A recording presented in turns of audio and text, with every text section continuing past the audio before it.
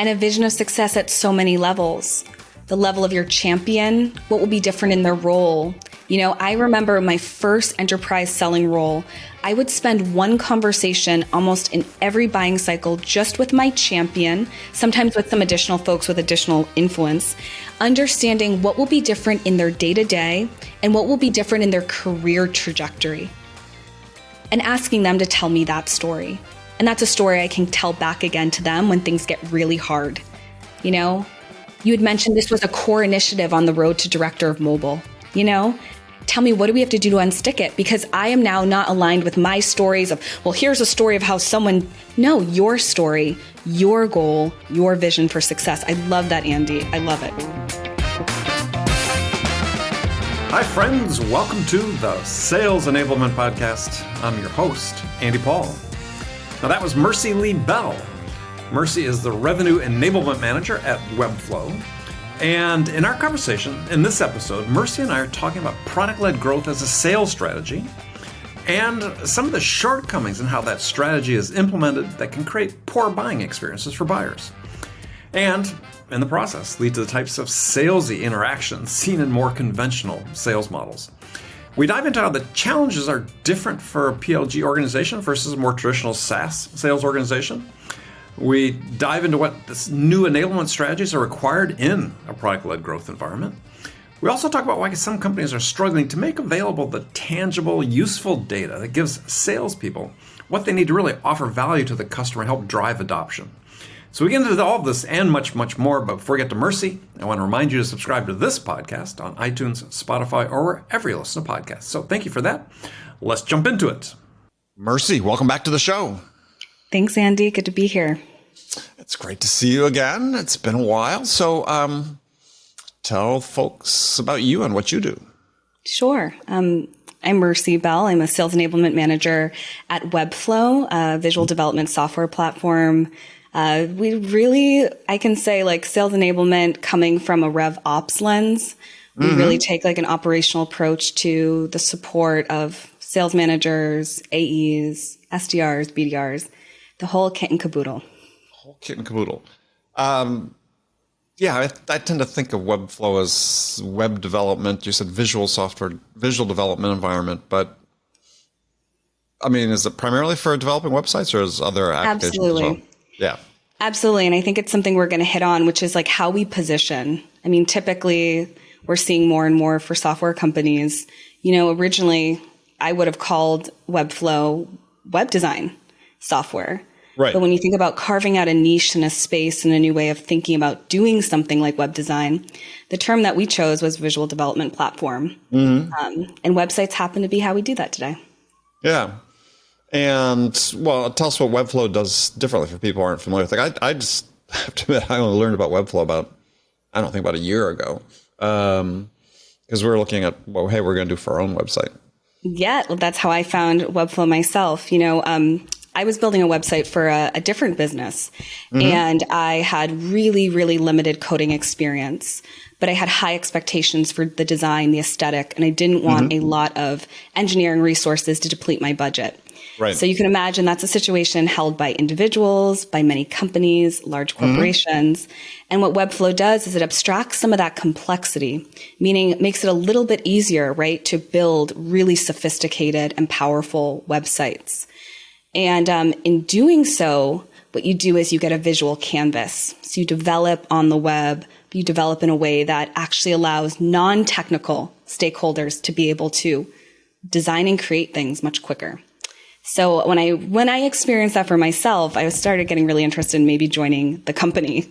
Right. It's I understand this value proposition. I can be honest. I've worked at some companies where I did not actually understand the value of the software.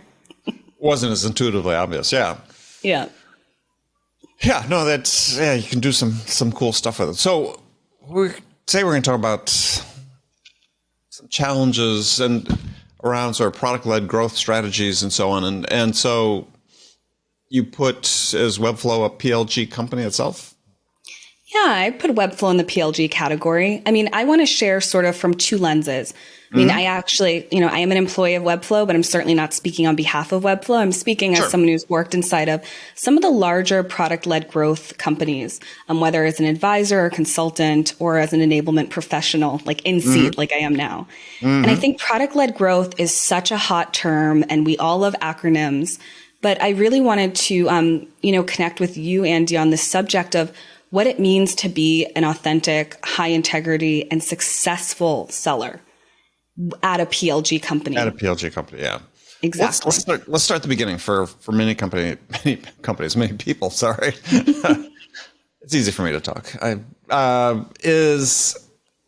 What is product-led growth? Because I think there's various visions in people's minds about what it is. For most people, it's like, oh, freemium, that's it. But it certainly has some connections to that. But yeah, I want to define product-led growth for us. Yeah. And like anything, there's going to be about 50 definitions, all valid in their own way. To keep it simple for today's conversation, I want to think about product-led growth through the lens of where does the buyer begin? And in that old world of SaaS, I remember the buyer began with me. I distinctly remember that the first experience that almost all of my customers had was with me, the human being, and not with the technology. And if I was lucky enough through relationship building, charisma, thought and kindness sometimes, I might get them to touch the product in a, trial sense, or maybe they just buy on the line without ever having seen it. And that's what we would have called like maybe a sales-led growth model. Now we live in a world where whether it's freemium, there's some opportunity for the buyer's journey to start with the product itself. For all the benefits and all the drawbacks, they actually get to initiate their first exposure to whatever it is that I'm selling. And then I come in as an assist. And I think about assist. I'm not a sports person, so all the basketball fans listening, so sorry in advance. I think about assist as it sounds like secondary or less important, as if product-led growth means sales doesn't matter. I think it's actually the opposite. And when I watch a good Celtics game, as someone from Boston, I do once a year if we're doing well. I do notice that there's exactly. I watch bandwagon fan. Yes, go ahead. I am like the number one bandwagon fan.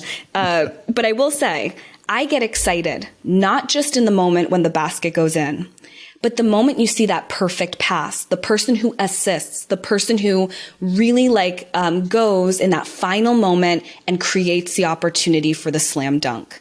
So that's how I think about product-led growth. The product is the dribble all the way down the court. And then there's this final magic moment between two individuals that go, you pass and maybe it's a 3-pointer or maybe it's just a classic 2-point shot.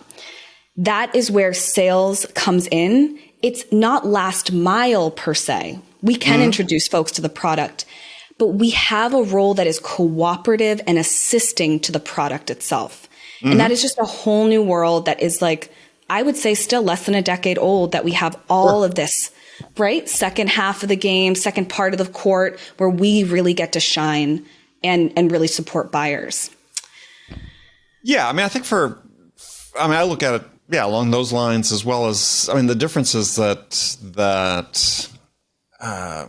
the user's experience with the product and product-led growth is not just a demo or necessarily a trial. They're actually using it. There's a value being extracted from the product.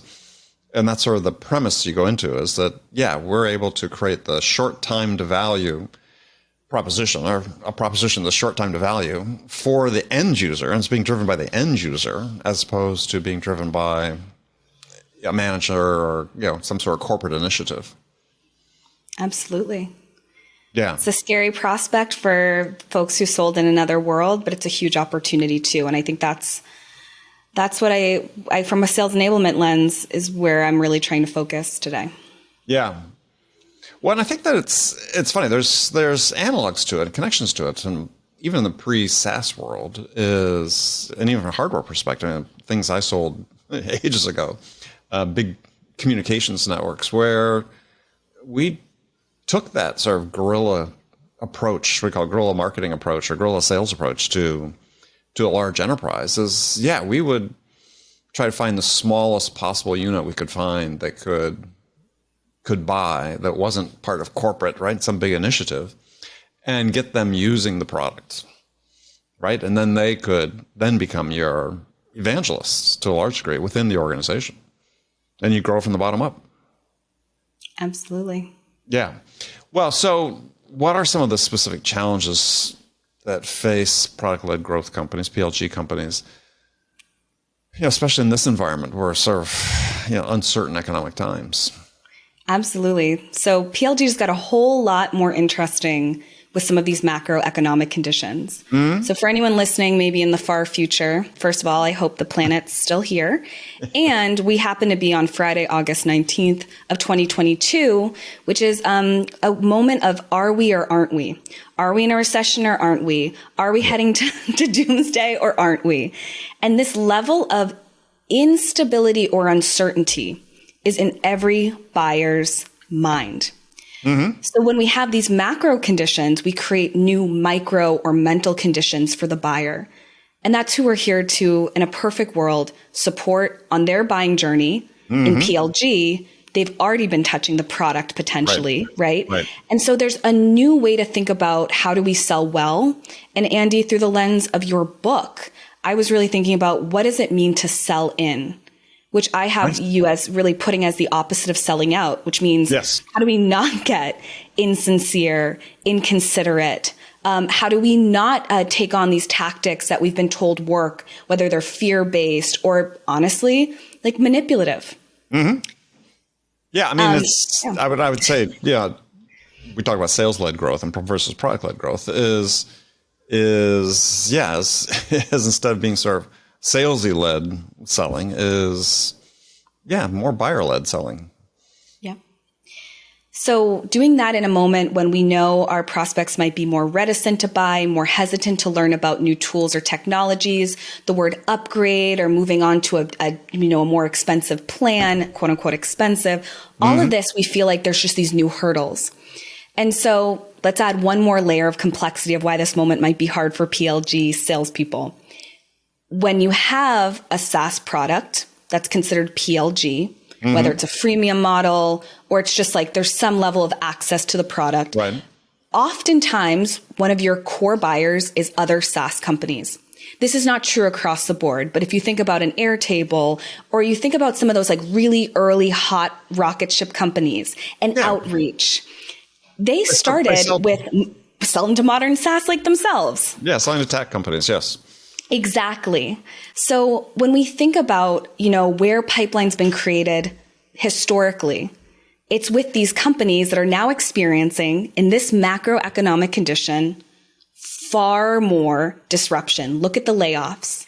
So in one of our core kind of ICP areas, they're experiencing the instability, the uncertainty. Right. It really, really means like we are in a moment of fear.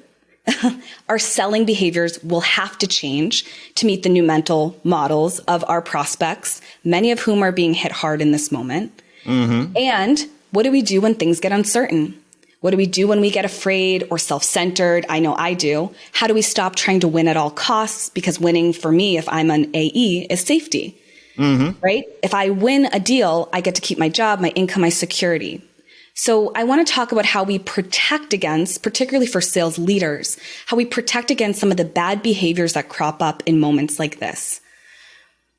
Yeah, I mean, well, let's take a step back. Is for the product-led growth, again, for people to understand is when typically does sales get involved in that environment? So because you really sort of have a structure where now we think about, well, sales is involved, then success gets involved. But oftentimes in many product-led growth companies, success gets involved first and then sales gets involved. So, so talk about that. Well, it looks different at different companies. Sure. I would think there's probably a few core motions here. The first is that cold, quote unquote, outbound still exists for product-led growth companies. And any amazing AE is going to not wait until an account in their territory has actually touched the product in some way before reaching out. Right. So there's still the traditional kind of sales-led activity to get an account to learn about the product, your company has put to market. But the most common is this idea of self-serve. Self-serve meaning that individuals are signing up for their own plans. They may be free, they might be paid. Mm-hmm. And there's some level of product analytics being fed back to sales teams. Right. At varying levels of usefulness and speed. And there's also success. Yeah. Listen, if anyone can solve PLG like signals and alerts, I would just love to talk to you today, and I will open up my personal wallet for that one. But all jokes aside, you have those analytics that come from the product. And then to your point, Andy, the success analytics. So all the things that customer success managers might be seeing or account managers might be seeing that they can feed back to the sales team to create strategies. So in either case, whether it's a product or there are human beings actually inside of your company, if you're selling in a PLG motion, typically you're using these information streams to make decisions about how you go into accounts. Right. And with varying levels of success. Yeah. Yeah. Or it could be, how you're approaching the account strategy that, hey, you've got N number of users that are actually using the product already. What do you know about it, how they're using it, what they're using, and how does that shape the narrative you're going to go forward with when you're talking to decision makers? And this is where I come to the one real opportunity for sales leaders at PLG companies and for the sellers at PLG companies. The biggest opportunity and also the biggest hurdle, which is in a model where you don't sell out. Right. We're not not resorting to salesy behaviors that buyers hate. Yeah. Exactly. You have to give a ton of value to these individuals who are demonstrating interest and or commitment to what your company has brought to market. Like there must be some level of value given. Now that didn't always have to be the case at the level it is when you have the macroeconomic conditions we have, recession, are we or aren't we? And with a PLG buyer who's generally more sophisticated and potentially more skeptical. So, well, wait, hey, before you go, why more skeptical? Oh, well, I see a few reasons why you might consider skepticism. When a buyer actually has buyer versus a PLG buyer, there's an innate understanding of the product that has leveled the playing field in any conversation. Previously we could sell the moon, the stars, and the sky, what we would consider selling out, right? Because they'd never even clicked into like the actual experience. Right. So any buyer who's had some experience on the self-serve side with your product, this is just an assertion, right? And it might not always be true. You might have a perfect product, has experienced a bug, something different than what they would have expected or preferred. There's already been likely a moment of tension or conflict with your solution. And so the buyer, when you're coming to them as a representative of that product, no matter how useful, no matter how great, is going to have some level of skepticism, probably some questions, support in nature. Like there's already going to be some friction there. And so this is where we think about when you have to give value, the value must be greater. If it was just a simple equation with on one side you had pure sales-led growth, and you had pure product-led growth, the level at which you must come to the buyer with insights, ideas, and strategies, you could argue that for product-led growth, it's just a higher bar. You're going to have different objections to overcome, skepticism to overcome, and truly, when they're already using your product, they might be getting a lot of value already. To ask them to pay more in an economic environment like this means presenting value at a totally different magnitude. Yeah, and I think for people listening to this, again, aren't really familiar with the PLG model, is they're thinking to themselves as well, all right, they're already using the product. What's the role of sales at this point? Absolutely. So depending on the product-led motion, it could be a massive change in the economic commitment for the buyer in exchange for any range of capabilities, any range of like support structures from your company. Typical ones that you see in SaaS are things like getting access to better security features, getting access to more experts and thought partners inside of your org. These are some of the value props that might be put in front of a buyer when you're thinking about asking them to move from paying X amount per month to maybe X tens, hundreds, thousands, millions a year. Right. There's an exchange in value, but you're asking them to go from using the product with limited capabilities to asking to use it with much, much more. Right. And it's not always the easiest step up, right? It's not always the most intuitive step up to go from paying X amount on a self-serve plan as a customer. And so that's where there is a lot that has to go into giving value, whether it's the storytelling, whether it's the research we've done to understand how, a self-serve customer could really become even more successful. Well, let's talk about that. I don't know, let's take a simple motion as, let's say, like discovery, right? You're in an environment, you're an AE coming into an account where there's some usage at a limited scale of your product with perhaps limited functionality. How does discovery look different in that environment versus, traditional sales-led environment? Absolutely. You're thinking about inside of discovery traditionally, you're just asking questions because you don't know. And in the case of a PLG discovery call, you're asking questions because there are insights you already have, behavior you can already see. So an example might be you have an opportunity to lead with stories and questions. I think about when you're looking as a seller, you're seeing how they're already using the product. You have a mental model available of other customers who have used it similarly and maybe gone on to call it the enterprise plan, whatever it is that you're actually trying to support them in considering. Right. In that world, the questions you're asking in discovery actually can start with providing a value. I see you're using it in X way.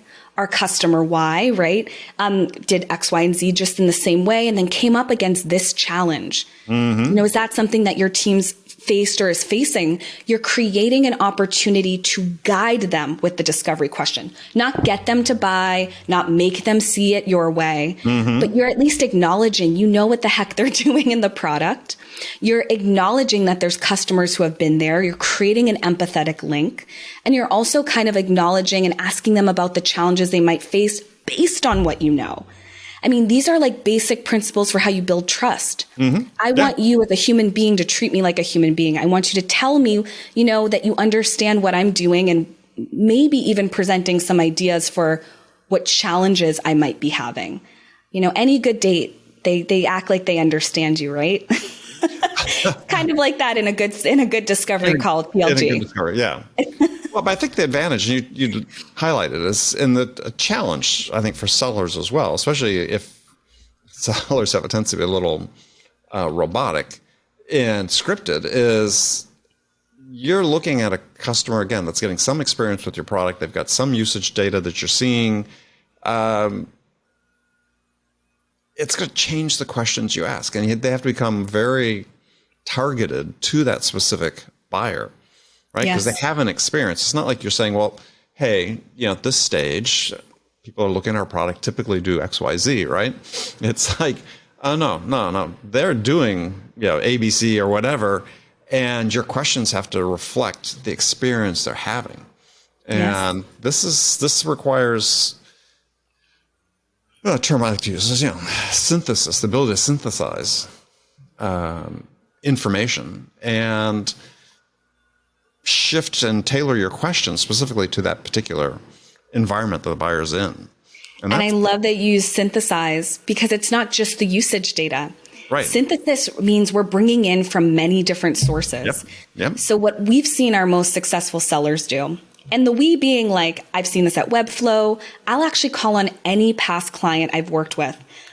Because what I've noticed is the absolute top performers aren't just saying, I see you did X and Y, and now, here are my questions, or here's my value statements, or what they're actually doing is they're saying, I see you're using a product in X and Y way. I was in your 10Ks and I saw that the CEO had made this thing a priority. And given that in your industry, there's this current trend, and because, it's almost a layering. It's like, I love braiding hair. There's one thing I can talk about. Don't like basketball. Do enjoy braiding hair. Okay, well, this would be a first. A sales analogy with braiding hair. Go ahead. Let's go. And I know how many folks like recognize what a braid looks like. Some of us might not know basketball stats, but we all know what a braid looks like in hair. And what you do in a braid is you take 3 strands and you put them over and under each other. Right. And at the end, you get a pretty cool looking result. Right. I'd like to think that inside of great demos, inside of amazing scoping calls, powerful negotiations, by the time you get there, there's so much integrity in anything you're saying about price and value, because you're only talking about price and value because you know what it is for them. To know what value is, it means you've had to look at the company, what's happening in this unique moment. For the buyer, what's happening in this unique moment. You know what they're doing in the product in this unique moment. And all of this has led you to a calculus, some level of calculus that says this price is but a fraction of the value that will be delivered, and delivered in recognition of all these things you need in this moment. That's why there's actually a huge opportunity now for PLG sellers to bring the authenticity through the insights they deliver. If you are giving value based on product usage and other factors, you can be confident you're not coming across as a robot, because you'll never say the same thing in 2 calls, ever. Yeah.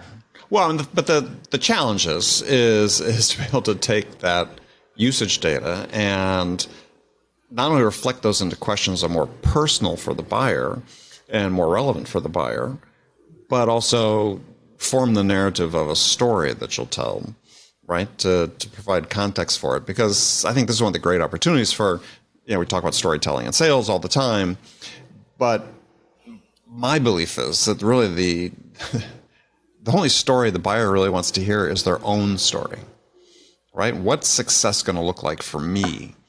And, I talk about this in my book, creating this vision of success. Well, when you have this usage data, adoption data, you can start forming and co-creating with the buyer this pretty compelling vision of success. And a vision of success at so many levels. The level of your champion, what will be different in their role. I remember my first enterprise selling role, I would spend one conversation almost in every buying cycle just with my champion, sometimes with some additional folks with additional influence, understanding what will be different in their day-to-day and what will be different in their career trajectory. And asking them to tell me that story. And that's a story I can tell back again to them when things get really hard. Yeah. You mentioned this was a core initiative on the road to director of mobile. Right.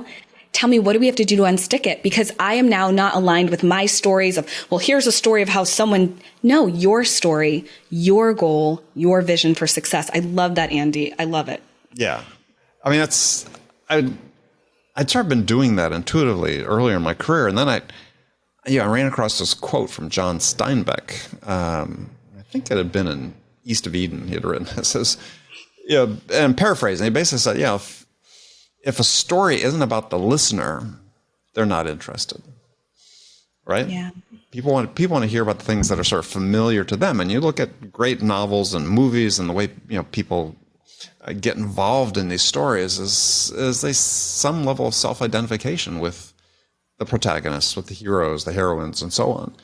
And I think that's really true with buyers. Is sure, they like to hear about how other companies are doing it, but the most important story for them is what's success going to look like for me? What's success going to look like for my team? What's success going to look like for the company? And being able to create stories that, touch points, have those touch points. Yeah, very powerful. It starts with the questions you ask. Yeah.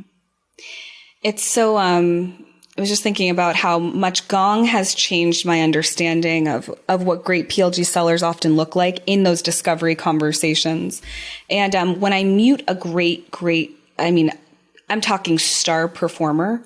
If I mute my Gong and I'm watching a discovery call they're having with, their prospect, it actually often occurs it looks like a therapy session. And here's what I mean by that. If I look at who's talking the most, undoubtedly, it's always the person, the prospect. And there's an energy and a tone of deep curiosity. Great therapy, in my opinion, comes with a tremendous amount of not knowing from the expert in the room. Because if they know everything, then like, what am I there to uncover for myself? Right. So if we think about this idea of authenticity and PLG selling in a moment where it's easier to go fearful or talk a lot or try to convince, the real opportunity here is for sellers to get very, very, very quiet. Ask the questions with insight, right? Have a mental model in your head before you step into a call of what you think the challenges are or the vision for success might be.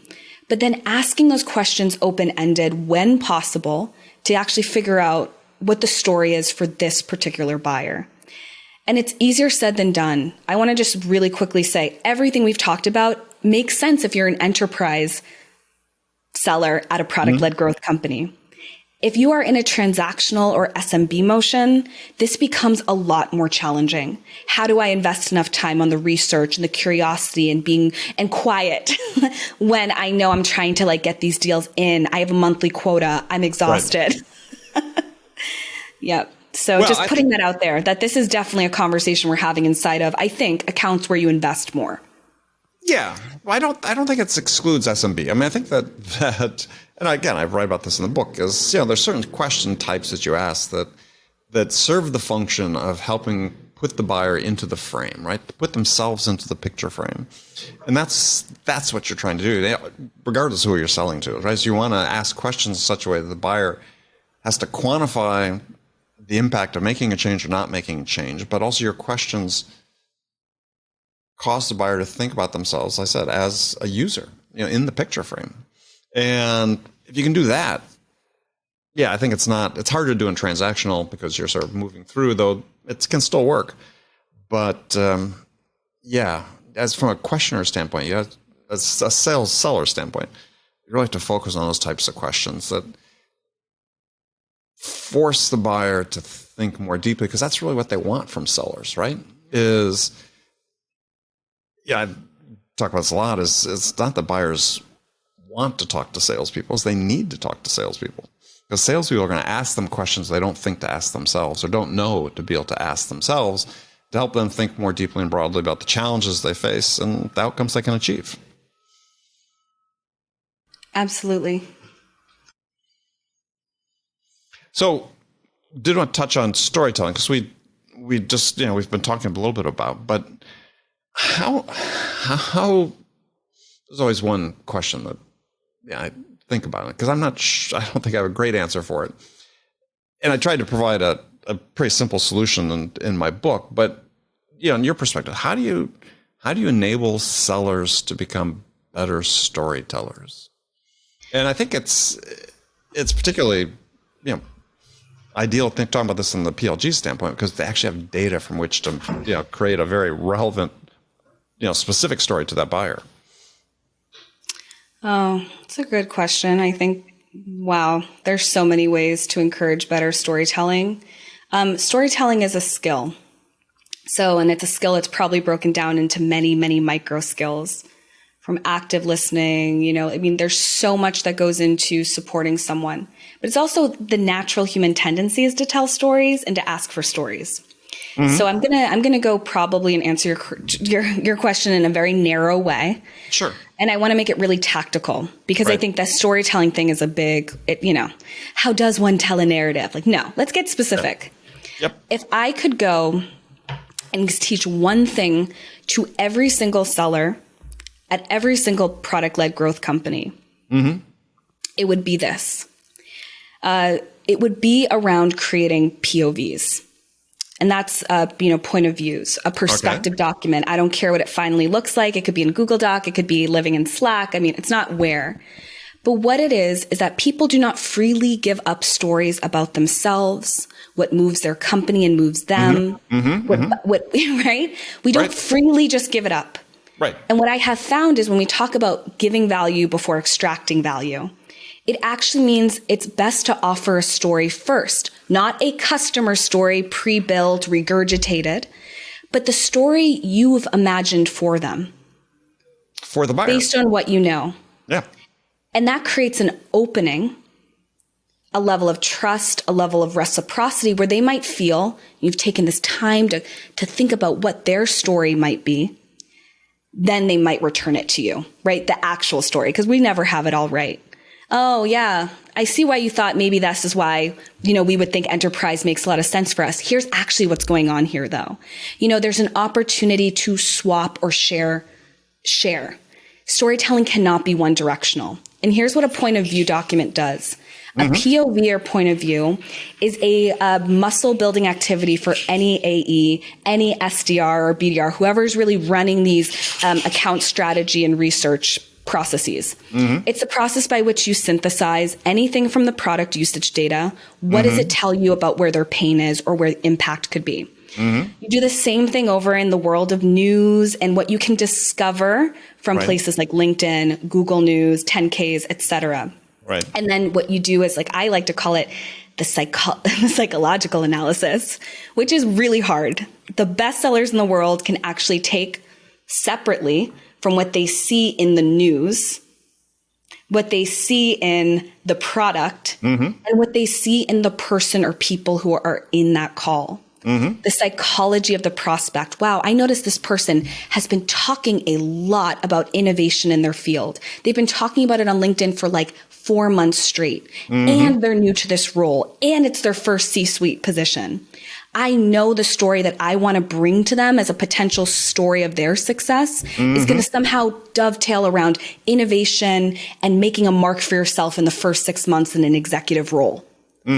That is the type of, when you're bringing all of these things together and you're presenting them with not a case for why they should buy your enterprise or more expensive plan or whatever it is, but more that you're offering up, here's how I'm seeing your world. What do I have wrong? What am I missing? It just creates a totally different experience for the buyer. They're like, wait, what? You're not trying to get me to buy the plan. You're just trying to share what you see as my world. Let me tell you about my world now. And they'll correct you. I've noticed over time. Buyers will correct us when we're wrong. But if we tried really hard, authentically tried to understand them, it goes a long way. No, I think that's brilliant to talk about that way, because it's what you're doing.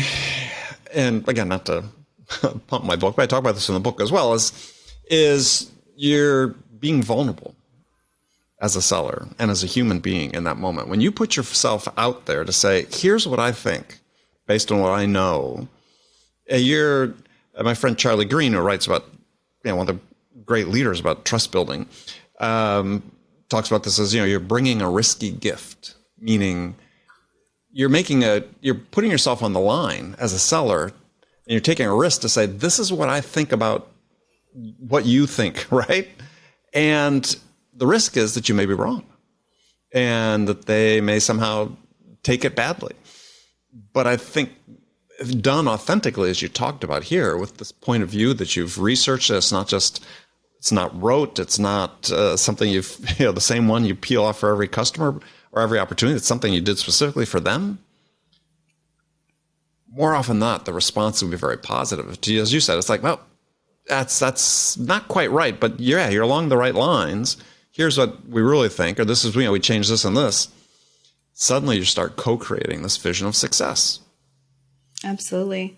And the product-led growth buyer expects a little bit more of this. Let's also say, in addition to when we should do this, it's actually the expectation. Sure, we do know more. Exactly. Yeah. No matter how hard it is to find for some of us in the systems. Right. Yeah.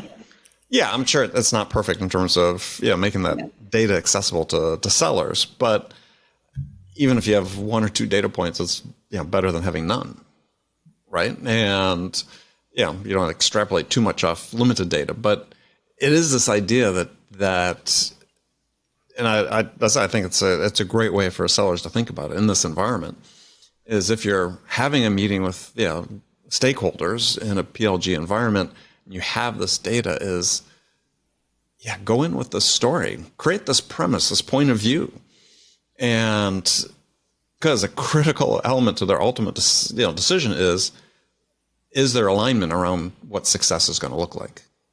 And you have to be purposeful and intentional about creating this vision co-creating this vision with the buyer, as I describe in my book. And this is a perfect way to sort of set it up. Couldn't agree more. Oh, perfect. I always like that one. You know, guests agree with me. That's fantastic. So,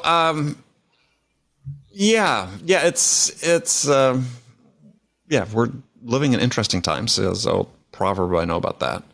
But I think that the bottom line is that we have to bring more of ourselves to the buyer in these environments, whether it's a sales-led environment or a product-led environment, sales environment or buying environment, is we need to be more human in these. And as you said, operate less from a perspective of fear and more from a perspective of, especially in the PLG environment, where we've got the data that's telling us something, create a relevant story for the buyer that paints a vision for them, and you've got a head start. Absolutely. All right. Well, Mercy, as always, it's a pleasure to talk with you. Such a pleasure, Andy. Thanks for having me back. Yeah. And let's see, when will that be?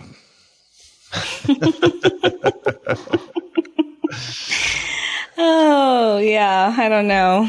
But have me back anytime. I love to be here. Love chatting with you. Okay. Well, we'll make sure we'll do that. And if people want to connect with you, what's the best way to do that? Yeah, best way to find me today is on LinkedIn. I mean, Mercy Bell. There aren't many of us on here on LinkedIn. Although shout out to my counterpart. She's a country music sensation. Really? She's taken over Google SEO. But if you type in Mercy Bell Webflow into your LinkedIn sales bar, you'll find me. And I'd love to connect with anyone. Or Mercy Lee Bell. Yes, either one. Either one. I just would love to connect with any folks, particularly in the enablement field, but always happy to talk to sales leaders as well who are thinking about building out a more thoughtful, research-driven, and human process for their sellers. Excellent. Mercy, thank you. Thanks, Andy. Okay, friends, that's it for this episode. First of all, I want to thank you for taking the time to listen. I'm so grateful for your support of the show. And I want to thank our guest, Mercy Lee Bell, for sharing her insights with us today. If you enjoyed this episode, please subscribe to this podcast, Sales Enablement with Andy Paul, on iTunes, Spotify, or wherever you listen to podcasts. So thank you for your help with that. And as always, thank you so much for investing your time with me today. Until next time, I'm your host, Andy Paul. Good selling, everyone.